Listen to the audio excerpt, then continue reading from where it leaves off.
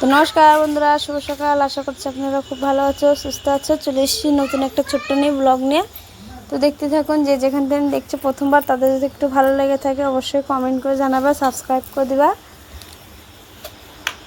তো চলো বন্ধুরা, দেখতে থাকো। তো দেখো বন্ধুরা, সকালবেলা ঘুমাতে উঠেই বাসি কাজটা সেরে নিয়ে আগে তোমার দাদা ভাইয়ের জন্য প্রথম কাজ আমার ভাত চাপানো। 6টার ভিতরে ভাতটা রেডি করে দিতে হয়, যে কারণে সকাল সকাল কাজে চলে যায়, যাতে সকাল সকাল কাজ যেতে পারবে, দুপুরবেলা ওই সাথে জলদি জলদি চলে আসতে পারবে কাজের থেকে। সেজন্যই খুব সকাল সকাল কাজে চলে যায়। এই যে আমি আলোচনা ভাত চাপিয়ে দিয়েছিলাম। তো আজকে ভাবলাম শনিবার, তো অন্য কিছু রাঁধতে সময় পাবো না, মেলাটা টাইম লেগে যাবে। তো তাছাড়া ডিম অমলেট এগুলো করে দিলি, ডিম টিম সিদ্ধ করে দিলে ওগুলো দিয়ে খেয়ে নেয়। তো 10টা-11টার দিকে খাওয়াটাই ইম্পর্টেন্ট, সেই জন্য ওটাই জিনিস রান্না করে দিই। তোমার দাদা ভাই তো মানা করে যে দিতে হবে না, তো আমি বলি না, যেটুকাই খেয়ে না, তো একটু একটু তো আরাম পাবা। ভাত টাত খাওয়া দাওয়া সারাদিন না খেয়ে কাজ করলে আর শরীরটা আরও খারাপ করবে।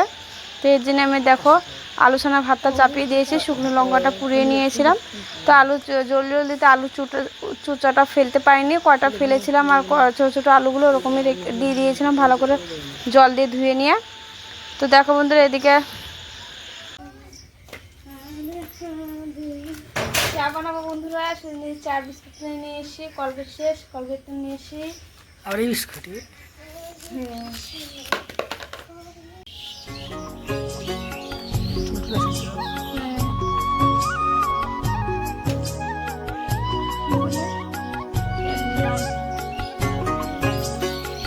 চা বানালাম বন্ধুরা, দেখতে পাচ্ছ।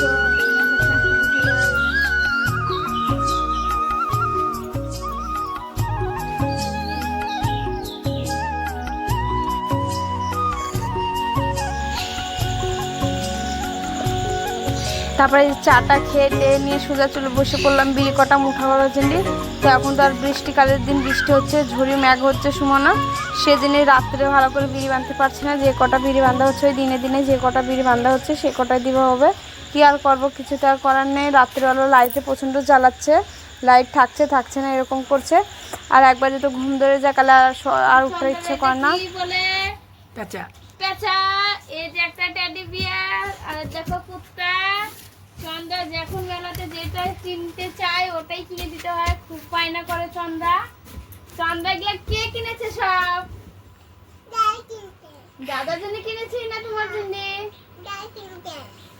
দুজনে মিলে খেলবা। হ্যাঁ, আবার সামনে আমাদের এখানে তুলসী বাড়ির মেলা আছে, ওখানে যাবো সবাই, যে মেলা খেলনা কিনে নেবো। তো বন্ধুরা দেখো, এই যে আমাদের গাছের আম, এগুলো সব পাকা পাকা, কয়দিন ধরে বৃষ্টি হচ্ছে, পাকিয়ে গেছে, পোড়া শুরু করে দিয়েছে আমগুলো। তো দেখো গাছের সব আম রাত্রিবেলা ঝরি হয়েছিল প্রচন্ড, তো দেখতে পাইছি সকালে উঠে আমগুলো সব পড়ে আছে। দেখো কি সুন্দর ডাগুর ডুগুর আম।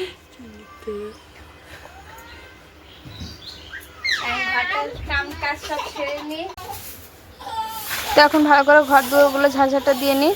সকালে দুবার দিয়েছিলাম, তারপরে দেখো নোংরা কত করে দিয়েছে, প্রচণ্ড নোংরা করে দিয়েছে।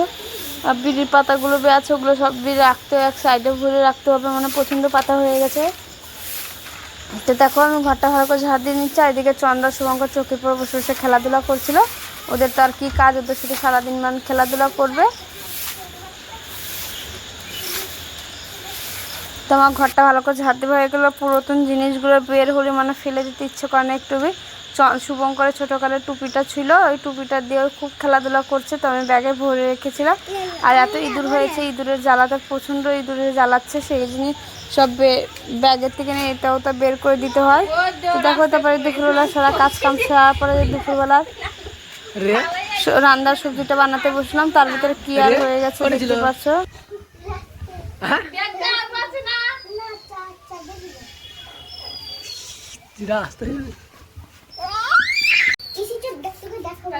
তোমার বেটা না কি আলু রাস্তা হাওয়া দিতে পারে, এসে করছে কি এই 3টা আলু হয়েছে মা।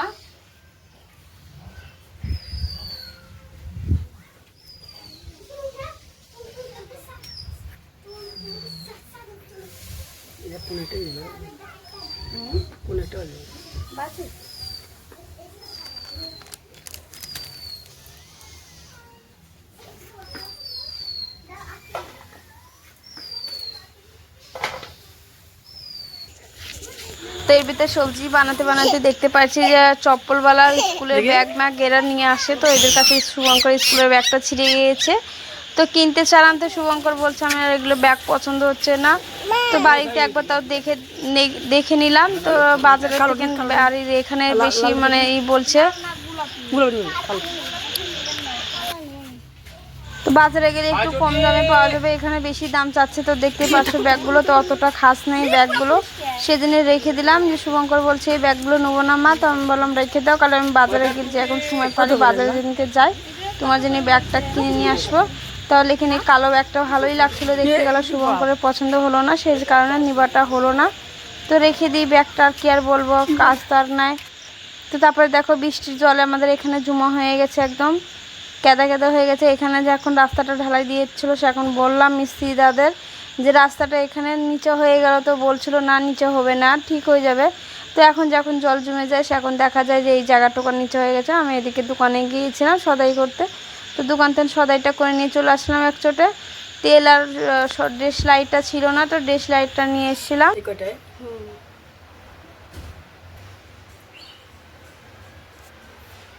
তারপর বন্ধুরা যে আজকে আলু পটলের তরকারি করব, সে কারণে যে কটা ডালের বড়ি ছিল, ডালের বড়ি কটা আগে ভাজা করে নেব। তো ডালের বড়িটা দিয়ে ভালো করে রাঁধলে আলু পটলের তরকারিটুকু খুব ভালো লাগে বন্ধুরা। আজকে তারপর শনিবারে তো অন্য কিছু আর রান্না যাবে না, তো নিরামিষে আর কি খাবো, তো রোজ রোজ ডাল ভাত ভালো লাগে না, সেই নিয়ে আজকে ভাবলাম এই বেলাটুকার জন্য আলু পটলের তরকারি রাঁধিয়ে রাত্রেবেলা দেখা যাবে কিছু রান্নাবাড়ি করা। তো দেখো আমি এদিকে ভেজে রেখে দিয়েছি। তারপরে যে জিরাটা সোমবার দিয়ে নিয়ে আলুটা ছেড়ে দেবো, তারপরে লাল মিটা রেখেছিলাম, লাল মিটা একদম পেকে গিয়েছে। তো ভেবেছিলাম ভাজা করার জন্য খেয়ে নেবো, তো লেকিন ভাজা করে নিলে তো ভালো লাগবে না খেতে, একদিন নরম হয়ে যাবে। তো তোমার দাদাভাই বললো আমাকে একটু কেটে দাও, আমি খেয়ে নেবো এরকমই। তো এরকমই খেতে খুব ভালোবাসে, লেকিন আমাদের দেখতে ভালো লাগলো না, তো সেদিন তোমার দাদাভাইয়ের জন্য অল্প কেটে দিলাম। চন্দ্রা শুভঙ্কর সবাই খেয়ে নেয় এরকমই।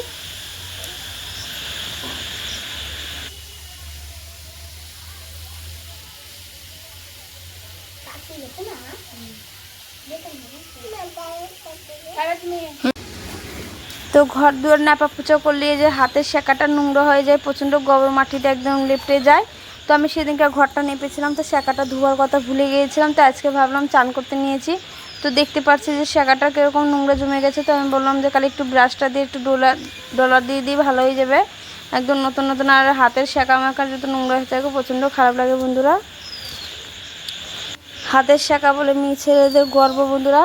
তো সেদিন এই যে হিন্দু সে আমাদের তো শেখাটাই আমি বেশি, আমার আর কিছু কাজ পরিষ্কার হোক আর না হোক শেখাগুলো আমি খুব পরিষ্কার করে রাখি। আমার শেখাটা নোংরা থাকলেও খুবই ভালো, একটু ভালো লাগে না। তো দেখো এই হাতে জুড়া শেখা আছে, এই জুড়া শেখাটাও একটা গুছিয়ে নিয়ে বানিয়ে নেবো। তারপরে এই যে ভাতটা চলে আসলাম দুপুরে রান্নাবাড়ি। তো দেখতে পাচ্ছ এদিকে আমের চাটনি করেছিলাম, আর এদিকে আলু পটলের তরকারি করেছি। তো এটাই রান্নাবাড়ি করে এখন দুপুরে ভাতটা বেড়ে দেবো সবাইকে খাওয়া দাওয়া করে। তো সবার খাওয়া দাওয়ার পরে আমি ছাদে চলে গিয়েছিলাম, একলা একলা বসে বসে বিড়িকটা বাঁধছিলাম। তো বাঁধার পর একদম ভাবলাম যে গুজিয়ে মুজিয়ে মুঠাটা করেই নিই, তো রাত্রে তো আবার লাইটটা থাকবে না, আর এত হাওয়া ছাড়ছিলো, চুল আমার একদম ভিজা ছিল। তো ভেবেছিলাম বসে থাকে একটু চুলটা ছেড়ে দিয়ে রাখে। তো তোমার দাদাভাই ঘুমাতে উঠে নিয়ে ছাদে এসে দেখো আমাকে পাগল অবস্থায় ব্লগটা করছিল, আমি দেখতেই পাইনি। তো তারপরে যে দিদি এখন বুঝতে পারলাম যে ব্লগ করছে, এখন আমি চুলটা একটু খোপা করে নিলাম। আর এদিকে শুভঙ্কর চন্দ্রা সব খেলাধুলা করছিল, তো গাছের আম পেড়েছিল। তো আমি শুভঙ্কর বায়না করছিল আম কটা বানা দিতে, তো আমি ভাবলাম বসে বসে গেলে আম কটা বানিয়ে দিয়ে আগে ওরা খেয়ে নুক আমগুলো। তো তোমাদের বললাম তো এর আগে আমাদের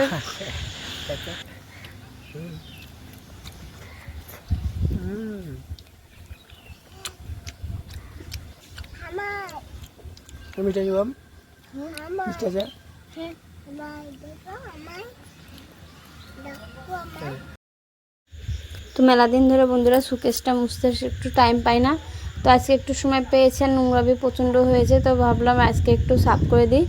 তো দেখতেই থাকুন। তো আজকের ব্লগটা এই পর্যন্ত, ভালো লাগলে অবশ্যই কমেন্ট করে জানাবে, সাবস্ক্রাইব করে দেবে। নেক্সট ভিডিওতে দেখা করছি, সাতক্ষণের জন্য আপনারা ভালো থেকো, সুস্থ থেকো। তো টাটা।